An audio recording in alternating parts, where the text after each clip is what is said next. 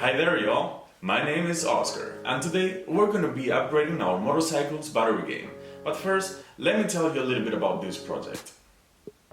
I sold my 40-year-old Honda CB650 a couple of months ago and have been on the lookout for a new bike ever since. Last week, I came across this 2012 Triumph Bonneville T100 on the German Craigslist, eBay Kleinanzeigen. Everything seemed to be right with the bike, so I went there and took it out for a spin. The guy selling it had put quite a mileage on the bike since he was touring with it every year through Scandinavia. But other than those 40,000 kilometers, the bike was in perfect shape. Just needed the service done and some love. And I could take care of those two things myself. So I bought it. I will therefore upload a series of videos on how I bring this bike back to life. And once all the service points are covered, I will start modifying things here and there, until we manage to make a badass custom motorcycle out of this iron horse. So stay tuned if you want to come along with me on this journey and see the progress we make one video at a time.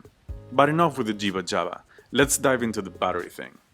There are two main types of batteries out there. The most commonly and widely spread is the acid battery. It comes with a sulfuric acid pack that you need to inject into your empty battery, then seal it and give it a good charge before you install it in your bike.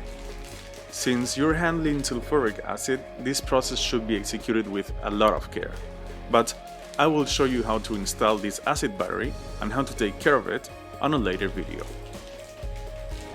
Today, we will use the other type of battery out there, the AGM battery. AGM standing for Absorbent Glass Mat. This type comes sealed from factory, charged, and it is a maintenance-free unit, meaning there is no need to add acid or distilled water during its lifetime, and therefore no need to worry about potential leaks. You basically just need to open the box and plug it in there. Also, they have a much lower self-discharge rate than wet flooded types. The lead plates are slightly bigger, meaning that there is more power being delivered, around 30% more cranking power.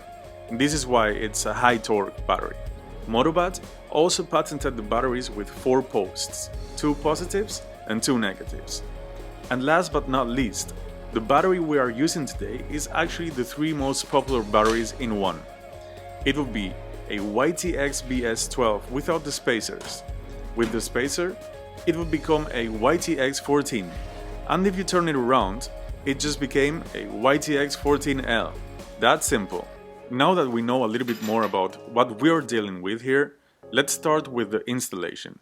In this case, we will install it in a Triumph Bonneville from 2012, but Motobatt has batteries for whatever bike you're riding, and it also has these spacers just in case your cavity varies in size, one to fit them all. Before we go to the bike, we'll get this battery ready. We just need to screw in the brass terminals. In our case, we will be using this side for the main posts, positive and negative, and we'll use 2 screws to secure the rest of our battery draining goodies like GPS, USB, heated grips, and so on. These terminals offer attachment from the top, side or front of the battery for more fitting solutions. The fact that it has 4 posts offers more flexibility when positioning it in your motorcycle, depending on where the leads are located. It also means that you can attach your main power cables to one side, leaving the accessories on the other, keeping this way your main posts uncluttered by multiple attachments going to the same terminal.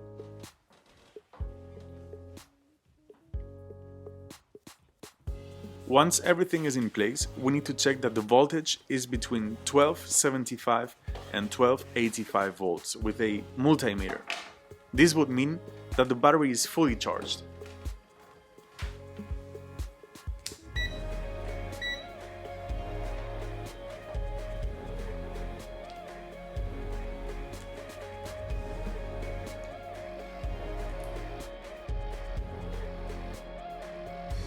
If by any chance our battery is not reading that voltage, we can always give it a quick charge to top it up. Time to visit the patient.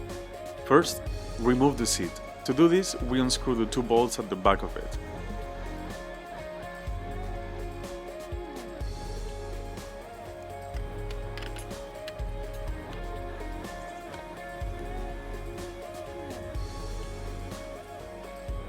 Once we have access to the bike's internal organs, we can proceed to put aside all the external attachments around there.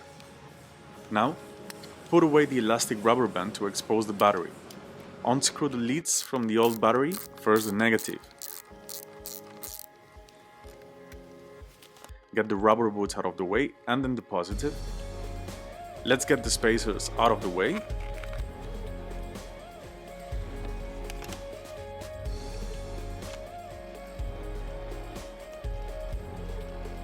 And you can finally proceed to rip out this old heart and set it aside. Get the cables out of the way with a tiny bit of masking tape so they don't dance around.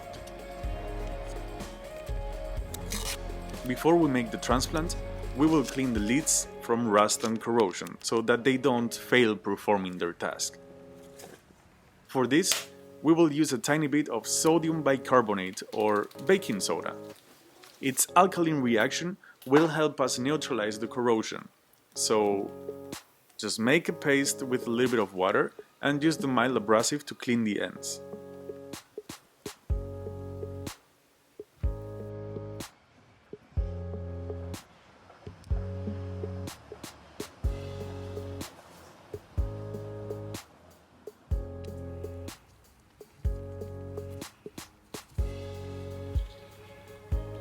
You should not grease the leads before they have been connected. There should be nothing between them. If at all, you could grease the entire connection at the very end to protect it from moisture, but not even that is necessary. Once this is done, we can proceed to insert the new heart.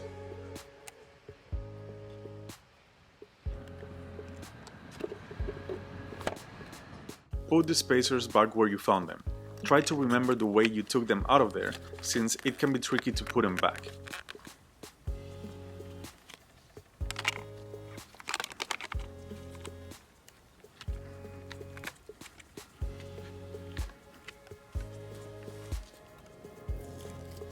I will now connect the motorcycle start lead to the main positive post.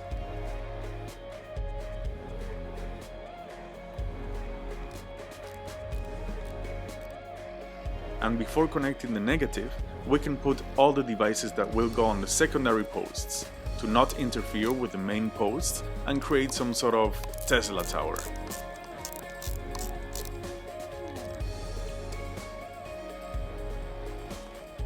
Once I did this, I'll go ahead and close the circuit by connecting the motorcycle's start negative lead to the main negative post. First positive, then negative. And not the other way around, since you could turn your Bonneville into a bonfire. Now, tack all the cables in there and strap the battery back.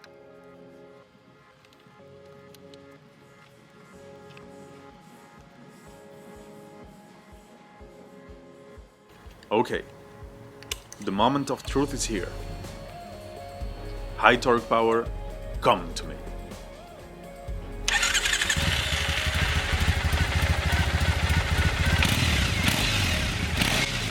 I feel like Dr. Barnard after his first heart transplant. Now we are ready to roll. We keep going with the reverse engineering here. Sit back in place and same for the screws.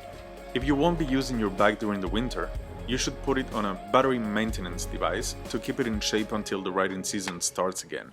But other than that, this battery is pretty sturdy and will stay put for a good while, even without being used or on your bike. And don't forget to recycle your old battery. In some countries, batteries even have a deposit and return fee. They will give you around €7 when giving them back. But still, even if this doesn't apply to your country, do it for the world's sake. And that's all for today, folks. I hope you found this video interesting and that you can now better decide what kind of heart you would like your motorcycle to have.